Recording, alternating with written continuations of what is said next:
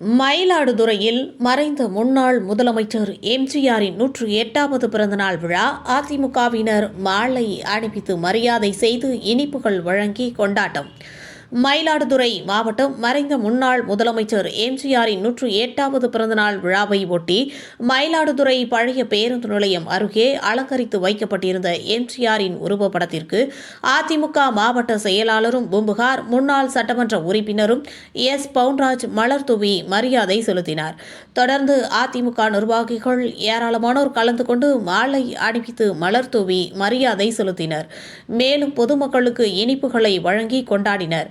நிகழ்ச்சியில் மயிலாடுதுறை முன்னாள் சட்டமன்ற உறுப்பினர் ராதாகிருஷ்ணன், மாநில எம்ஜிஆர் இளைஞரணி இணை செயலாளர் கோமல் அன்பரசன், மயிலாடுதுறை தெற்கு ஒன்றிய கழக செயலாளர் சந்தோஷ்குமார், நகர கழக செயலாளர் செந்தமிழன், எம்ஜிஆர் இளைஞரணி மாவட்ட செயலாளர் நாஞ்சில் கார்த்தி உள்ளிட்டோர் நிர்வாகிகள் ஏராளமானோர் பலர் கலந்து கொண்டனர்.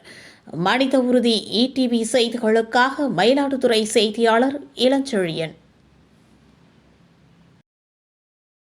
இதுபோல் அனைத்து செய்திகளையும் காண மனித உறுதி ETV சேனலை தவறாமல் பார்க்கவும்.